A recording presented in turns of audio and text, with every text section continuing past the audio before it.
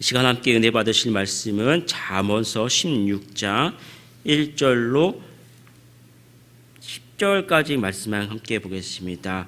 구약성경 927면 전후에 있습니다. 잠언서 16장 1절로 10절 말씀 함께 보겠습니다.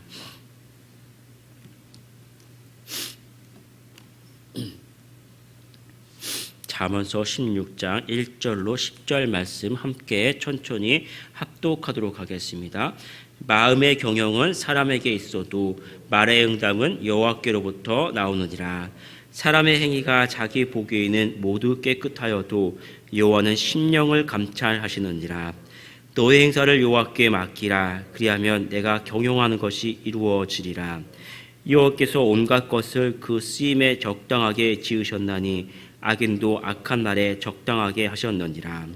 무릇 마음이 교만한 자를 여호와께서 미워하시나니 피차 손을 잡을지라도 벌을 면하지 못하리라. 인자와 진리로 인하여 죄악이 속하게 되고 여호와를 경외함으로 말미암아 악에서 떠나게 되느니라. 사람의 행위가 여호와를 기쁘시게 하면 그 사람의 원수라도 그와 더불어 화목하게 하시느니라. 적은 소득이 공의를 겸하면 많은 소득이 불의를 겸한 것보다 나으리라. 사람이 마음으로 자기의 길을 계획할지라도 그의 걸음을 인도하시는 이는 여호와시니라. 하나님의 말씀이 왕의 입술에 있은즉 재판할 때에 그의 입이 그르치지 아니하리라. 아멘. 함께 봉독한 말씀을 중심으로 하나님을 의지하는 사람이라는 제목으로 은혜를 나누도록 하겠습니다. 우리가 계속해서 이제 잠언 말씀을 살펴보고 있는데요. 이 잠언의 말씀을 이렇게 읽다 보면은 그런 생각이 듭니다. 어떤 특정한 주제를 가지고 이야기하는 것이 아니라 마치 이 왕이 이렇게 묵상을 하다가 어떤 그때 생각나는 어떤 잠언들을 계속해서 이렇게 단편적으로 기록하지 않았나 그런 느낌이 많이 듭니다. 그러니까 어떤 일정한 주제가 아니라 이렇게 산발적으로 막 이렇게 기록된 듯한 느낌이 들면서도 그러다가도 문득 계속해서 이제 어느 한 방향에 있는 것이 뭐냐면 어떤 속에서도 결국은 하나님을 인정하라. 그것이 지혜이고 성공의 길이다라는 어떤 그 하나님을 인정하는 쪽을 향해서 계속해서 이제 강조되는 그런 모습을 보여주고 있습니다. 오늘 1절, 2절, 3절을 보면 이렇게 기록되고 있습니다. 제가 봉독할게요. 먼저 1절을 보면은 마음의 경영은 사람에게 있어도 말의 응답은 여호와께로부터 나오느니라. 자기의 계획이 아니라 하나님의 계획을 이제 이야기하죠. 그러면서 2절을 보면 사람의 행위가 자기 보기에는 모두 깨끗하여도 여호와는 심령을 감찰하느니라라고 어떤 이제 주제인지 정확하게 표현되지 않습니다. 그리고 다시 3절을 보면 너희 행사를 맡기라. 너희 행사를 여호와께 맡기라. 다시 한번 하나님을 이야기하죠. 내가 경영하는 것이 이루어지리라. 1절, 2절을 보면은 그 의미가 좀 정확하지 않은데 다시 1절, 3절을 보면은 하나님께 맡겨라. 그 이야기를 하는 것이 이 주제를 정확하게 파악을 할 수 있습니다. 우리가 무엇을 맡깁니까? 오늘 본문을 보면 마음의 경영, 무엇을 계획할 때에도 자기의 계획이 아니라 하나님의 뜻과 계획을 찾아라라는 것을 이제 알 수 있죠. 특별히 우리가 이제 경영이라고 하면은 조금 구체적인 정확한 그러한 계획들을 이야기하죠. 우리가 회사를 경영한다라고 표현을 하죠. 사업의 문제나 인생의 계획 등 정확한 구체적인 그 목표가 있고 계획이 있는 것들을 경영이라고 표현합니다. 그런데 오늘 본문을 보면 그런 어떤 회사의 경영같이 정확한 경영이 아니라 구체적인 이러한 경영이 아니라 마음의 경영. 그러니까 무심코 우리가 어떤 생각하는 이러한 계획들이 있죠. 그런 것들, 내가 마음속에 이렇게 하고 싶다라고 하는 사소한 우리의 마음의 바람 역시도 하나님께 맡기라는 것입니다. 어떤 계획적이고 중요한 어떤 그러한 계획, 그런 것 포함해서 우리 마음속에 내가 이렇게 살고 싶다, 이렇게 하고 싶다라는 우리의 마음의 생각 역시도 사소한 것 역시도 하나님께 맡겨라. 그것이 내가 계획하고 내가 생각할지라도 모든 것은 결국 다 하나님께서 이루신다라는 그러한 말씀입니다. 사람은 살아가면서 평생 동안 굉장히 많은 계획과 생각을 하고 살아갑니다.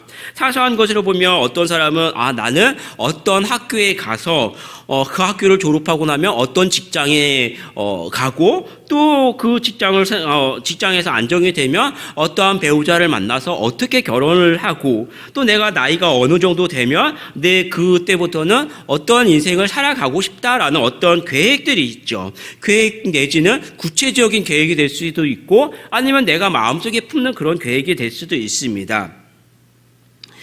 또 몇 살쯤 되면 내가 어떤 배우자를 만나서 어떻게 살고 싶고 어떤 기술이나 어떤 방법으로 사업을 시작해서 어떻게 돈을 벌겠다 내지는 이번 휴가에는 내가 어디에 가서 또 어떻게 보내야겠다 이렇게 계획하고 어떤 사람은 또 계획은 무슨 계획이냐 그냥 나는 되는 대로 살겠다라고 하는 사람도 있지만 그거 역시도 살펴보면 어떤 복잡한 것을 싫어하고 그냥 단순하게 살아가고 싶어하는 그 역시도 또 하나의 계획이 될 수 있는 것이죠. 마음에 원하는 방향이 있고 그 방향을 따라서 그렇게 결정하고 행동하는 것이 사람의 계획입니다. 사람의 모습입니다. 그런데 어떻습니까? 내 계획대로 다 되는 것은 거의 없지요.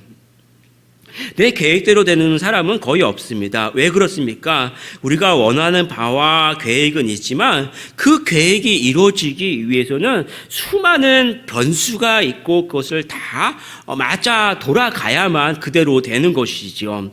다 알 수도 없습니다.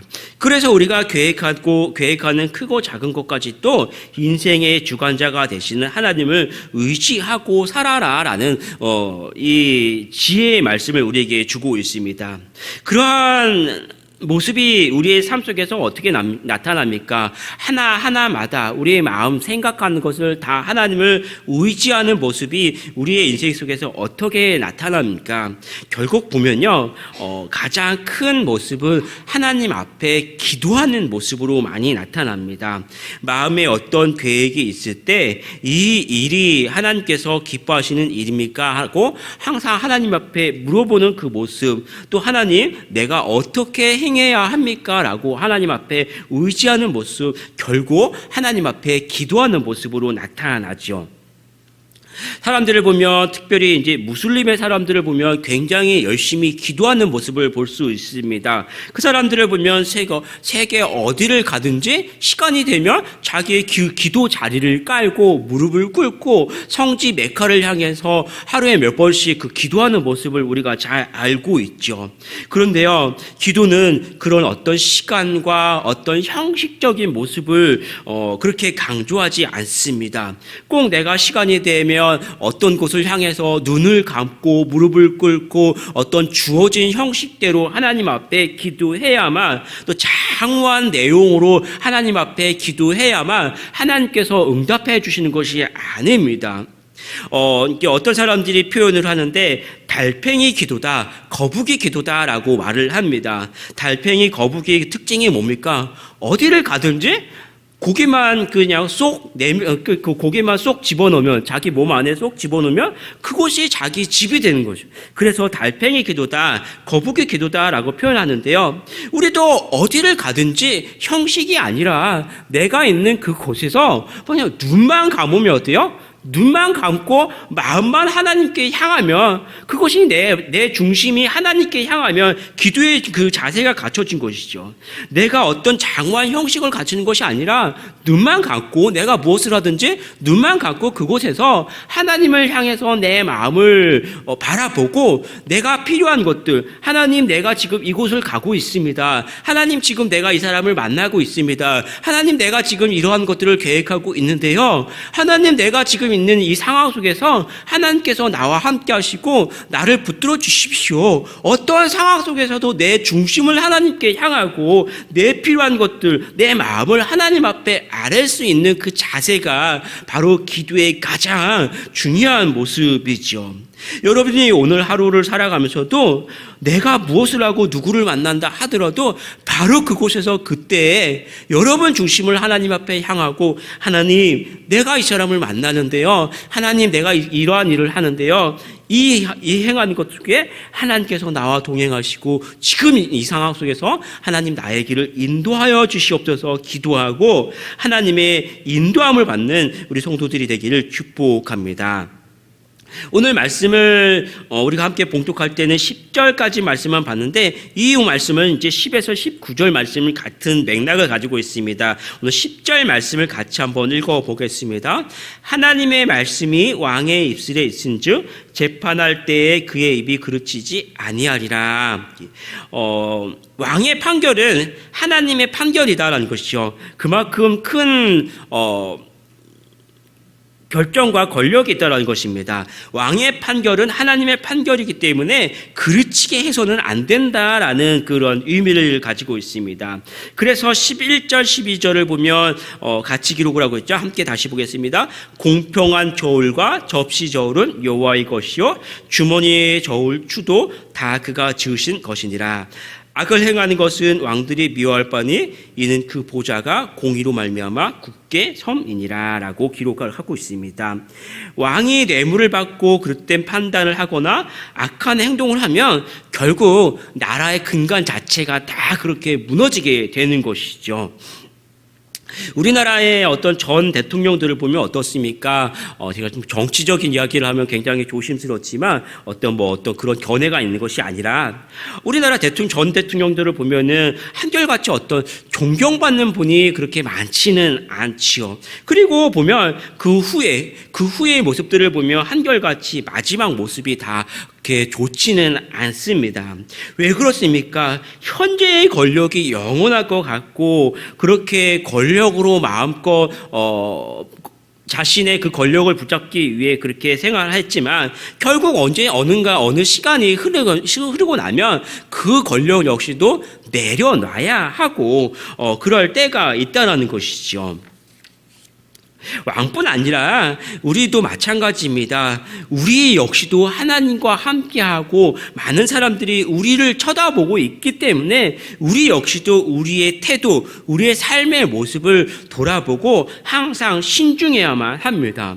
하나님의 성령이 우리 안에 계시기 때문에 우리는 거룩한 성전이고 사람들은 우리를 보면서 하나님의 거룩하심과 선하심을 바라보게 됩니다.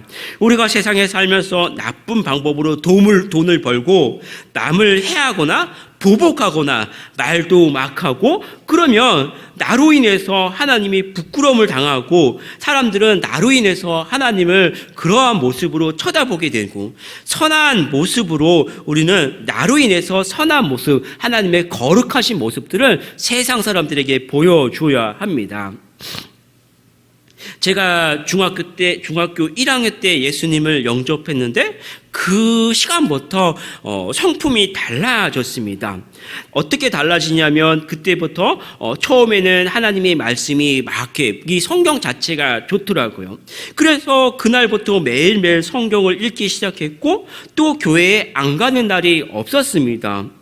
또 한 가지는 세상 것이 굉장히 싫었어요. 어렸지만 그 당시 문화, 세상의 문화, 어떤 세상적인 문화, 어떤 노래, 대중가요라고 하죠. 그런 것들을 굉장히 많이 불렀는데 그때부터는 그런 노래보다는 어떤 CCM 그런 이게 뭐라고 하죠? 그런 기독교 노래들, 이런 것들 당시에는 테이프가 많았죠. 그래서 그런 것들을 굉장히 많이 사서 듣고 이렇게 복사해서 듣고 그런 노래들을 많이 불렀습니다. 그렇게 생활을 했죠. 그렇게 배웠고 또 그렇게 살아갔는데 대학교 4학년 때 그렇게 살아가다가 신학대학교 들어갔고 대학교 4학년 때 교생 70이라는 것을 갖고 그래서 다른 학과의 다른 전공의 선생님들하고 이제 한 달 동안 생활을 하는데 어느 날 함께 회식을 갔습니다. 회식을 갔는데 굉장히 큰 충격을 받았습니다. 왜 그렇습니까? 저는 항상 교회 안에서 자랐고 교회의 문화, 많은 사람 주변의 사람들이 다 성도님들이었는데 이분들하고 생활을 하다가 회식을 갔는데 술자리였고 오가는 그 말과 문화, 내가 보고 있는 내 앞에 있는 이런 생활들 굉장히 충격적으로 다가오죠. 그리고 저와 함께 저의 생활과 삶의 영적인 그 삶의 모습이 맞지가 않았습니다. 아마 그러면 그렇게 되겠죠. 저는 일찍부터 예수님을 영접하고 어떻게 보면 신앙적으로 굉장히 곱게 자랐구나 그랬을지도 모르겠습니다. 그런데 기본적으로 우리는 이 성도들은 이 성도의 성품을 가지고 있다라는 것입니다. 세상에서 육체적으로 사는 사람들의 그 모습을 보면 싫고 어떤 때는 충격적이기도 하고 반면에 교회에 나오면 좋고 그러면서 찬양과 말씀이 내 정서에 딱 맞는 그런 사람들이 바로 여러분들의 성품이고 우리의 모습이죠. 그것이 뭡니까? 우리가 영으로 거듭난 사람들의 모습이고 거룩하신 예수 그리스도의 성품을 닮아가는 그 모습이 다른 사람들의 모습과는 너무 다르다라는 것이고 우리의 독특한 성품과 영의 그 거룩한 모습이 있다라는 것이죠. 우리는 세상에 그런 모습을 보여주어야 하는 것입니다. 단지 다르다는 것이 아니라 다른 거룩한 경건한 우리의 삶의 모습을 세상 사람들에게 보여주어야 하는 것입니다. 특별히 말씀처럼 악한 행동을 버리고 정직하고 공평하고 가난한 이들을 돌보고 선을 행하고 하나님과 함께 하면서 위롭고 경건한 삶을 살아가고 많은 사람들 앞에 그러한 경건하고 위롭고 거룩한 하나님의 성품을 보여주는 그러한 우리 성도들이 되기를 축복합니다. 기도하겠습니다. 하나님 아버지, 오늘 하루도 살아갈 때 세상 많은 사람들 앞에서 그들과 함께 살아갈 때도 하나님 내가 어느 곳에서 무엇을 하든지 항상 하나님을 인정하고 하나님과 동행하고 특별히 기도함으로 하나님을 의지하는 우리 모든 성도들 되게 하여 주시옵소서. 많은 사람들 앞에서 함께 할 때도 나의 말과 나의 모든 행위가 하나님의 거룩하심을 드러내는 저희들 되게 하여 주시고 그들에게 거룩하신 하나님을 드러내고 하나님 앞으로 이끌어주는 저희들 될 수 있도록 주께서 붙들어 주시고 함께하여 주시옵소서. 감사드리며 주 예수 그리스도의 이름으로 축복하며 기도합니다. 아멘.